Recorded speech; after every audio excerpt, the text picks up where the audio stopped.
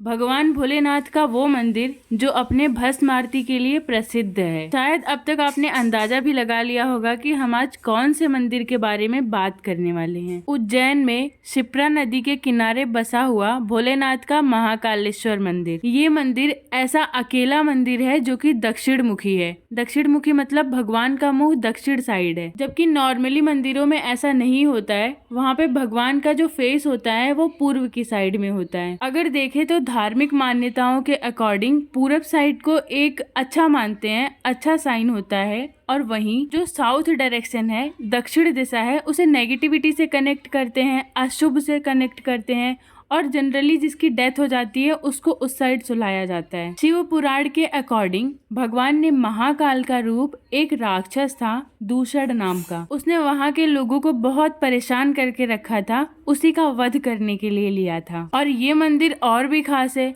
क्योंकि शिव का जो 12 ज्योतिर्लिंग है उनमें से ये एक है। बात करते हैं मंदिर के इतिहास की। धार्मिक मान्यताएं कुछ और कहती हैं और पौराणिक कथाएं थोड़ा सा अलग बताती हैं। धार्मिक मान्यताओं की अगर सुने तो ये मंदिर द्वापर युग में, जो भगवान श्री कृष्ण का युग था, उसमें नंद जी की 8 पीढ़ी पहले हुई थी। पौराणिक कथाएं ये बताती हैं कि भगवान महाकालेश्वर का मंदिर 1000 से 2000 साल पुराना है। इस मंदिर का एक्सपेंशन राजा विक्रमादित्य ने करवाया था, और जो आज का एग्जिस्टिंग मंदिर है वो राणोजी सिंधिया ने बनवाया था। महाकाल को उज्जैन का राजा कहा जाता है, और ऐसी मान्यता थी कि इस नगर में और कोई दूसरा राजा नहीं रुक पाता था। भगवान की जो भस्म आरती है वो पहले ऐसा था कि जो चिता की राख होती थी उससे किया जाता था, लेकिन अब नॉर्मल राख से ही किया जाता है। और ऐसा भी मानना है कि भस्म आरती को स्त्रियां नहीं देख सकती हैं, और अगर आरती में शामिल हो गई तो उन्हें घूंघट करना पड़ता है। अब इस वाली मान्यता के पीछे कितनी सच्चाई है ये तो नहीं बता सकते। आपको बैक स्टोरी में लेके चलते हैं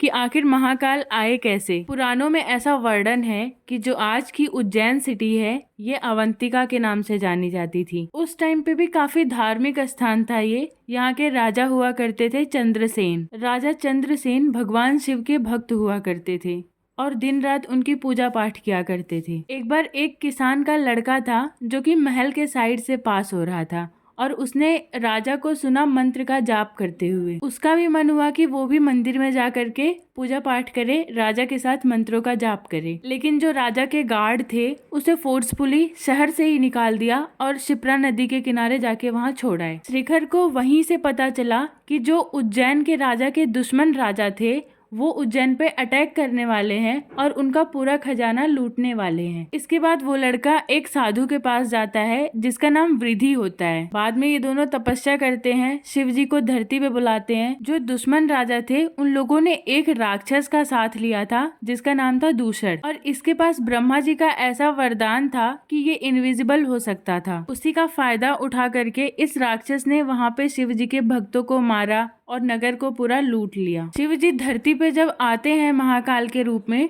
तो इसी राक्षस दूषण का वध करने के लिए, और बाद में महाकाल ही वहाँ के राजा होते हैं। उज्जैन के राजा कहे जाते हैं महाकाल, और वहाँ के लोगों की रक्षा करते हैं। Thank you for having patience and watching this video. और भी ऐसे वीडियोस के लिए बने रहिए दी अनटोल्ड दुनिया के साथ।